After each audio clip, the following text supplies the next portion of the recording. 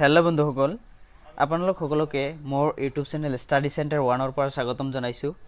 আশা কৰোঁ সকলোৱে ভালে আছে। আজি এই ভিডিঅ'টোৰ জৰিয়তে মই আপোনালোকৰ লগত আলোচনা কৰিবলৈ লৈছোঁ অসম চৰকাৰৰ PNRD ডিপাৰ্টমেণ্টৰ পৰা শেহতীয়াকৈ 95টা পোষ্ট মুকলি কৰিলে আৰু এই পোষ্টখিনিৰ বাবে 11 ডিচেম্বৰ 2025 লাষ্ট ডেট হয়। যিসকলে এপ্লাই কৰিব বিচাৰে সোনকালে এপ্লাই কৰি ল'ব। এই 95টা পোষ্ট কেনেকুৱা ধৰণৰ পোষ্ট আৰু কেনেকৈ এপ্লাই কৰিব লাগিব, কোনে কোনে এই পোষ্টখিনি এপ্লাই কৰিব লাগিব, মই গোটেইখিনি ডিটেইলছ এই ভিডিঅ'টোৰ যোগেদি আলোচনা কৰিম। তো আপোনালোকে মোৰ ভিডিঅ'টো শেষলৈকে চাই থাকিব যাতে ভালকৈ গোটেইখিনি তথ্য আপোনালোকে জানিব পাৰে। তো পলম নকৰি ভিডিঅ'টো আৰম্ভ কৰিছোঁ।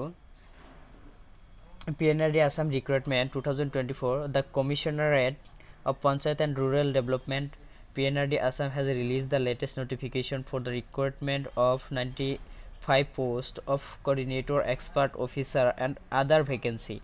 Eligible candidates can apply for the PNRD Assam Recruitment 2024-25 from the official website starting from 12 December 2024. All details related to PNRD Assam Recruitment 2024 are given below. আপোনালোকে যিসকলে এপ্লাই কৰিব বিচাৰে এই পোষ্টখিনিত এপ্লাই কৰিব পাৰিব। ইয়াত coordinator, expert officer and other vacancy হিচাপে কেইটামান পোষ্ট বেলেগ বেলেগ কেটাগৰীত বিভক্ত কৰা আছে আৰু এই পোষ্টখিনিৰ বাবে 12 ডিচেম্বৰৰ পৰা এপ্লাই ষ্টাৰ্ট হ'ল আৰু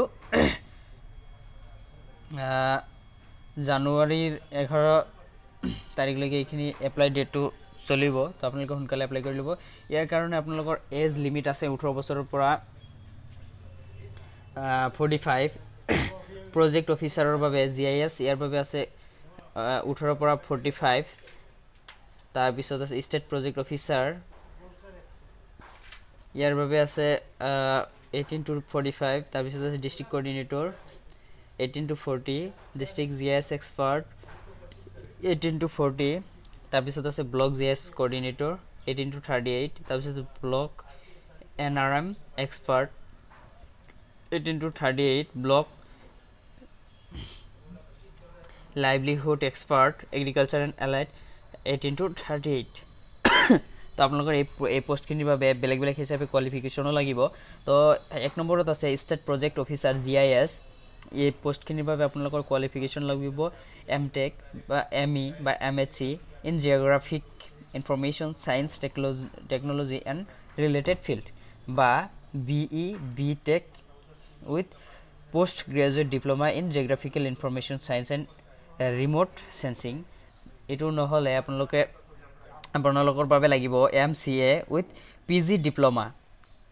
এই যিকোনো এটা কোৱালিফিকেশ্যন থাকিলে আপোনালোকে এই পোষ্টখিনিৰ বাবে এপ্লাই কৰিব পাৰিব। তাৰপিছত আছে আপোনালোকৰ ষ্টেট প্ৰজেক্ট অফিচাৰ লাইভলিহুড। এই পোষ্টটোৰ বাবে আপোনালোকৰ master degree agriculture, economics, horticulture, agro forestry, agronomy or forestry এইখিনি কোৱালিফিকেশ্যন থাকিব লাগিব। এইখিনিৰ ভিতৰত যদি আপোনালোকৰ কোনো কোৱালিফিকেশ্যন থাকে তেন্তে আপোনালোকে এই পোষ্টটোৰ বাবে এপ্লাই কৰিব পাৰিব। তাৰপিছত আছে আপোনালোকৰ ডিষ্ট্ৰিক্ট কোঅৰ্ডিনেটৰ। এইখিনিৰ বাবে আপোনালোকৰ লাগিব BTech in civil agriculture engineering. যিকোনো এটা কোৱালিফিকেশ্যন থাকিলে আপোনালোকে এপ্লাই কৰিব পাৰিব। তাৰপিছত আছে ডিষ্ট্ৰিক্ট GIS এক্সপাৰ্ট। এইখিনিৰ বাবে আপোনালোকৰ MTech MA, তাৰপিছত BE BTech MCA এইবোৰ যিকোনো এটা কোৱালিফিকেশ্যন থাকিলে আপোনালোকে এপ্লাই কৰিব পাৰিব।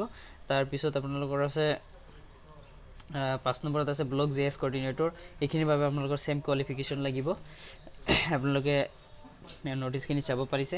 ইয়াৰ পিছত আছে 6 নম্বৰ ব্লক NRM এক্সপাৰ্ট। এইখিনিৰ বাবে আপোনালোকৰ BTech ইন চিভিল নহয় তো agricultural engineer or diploma in civil engineering হ'ব লাগিব। তেনেহ'লেহে আপোনালোকে এই পোষ্টটোৰ বাবে এপ্লাই কৰিব পাৰিব। আৰু লাষ্ট যিটো পোষ্ট আছে block livelihood expert agriculture allied. এইখিনিৰ বাবে আপোনালোকে এগ্ৰিকালচাৰ, ইকনমিক, হৰ্টিকালচাৰ এই বিভাগকেইটাৰ যিকোনো এটাত মাষ্টাৰ ডিগ্ৰী থাকিব লাগিব। তেনেহ'লেহে আপোনালোকে এই পোষ্টখিনিৰ বাবে এপ্লাই কৰিব পাৰিব।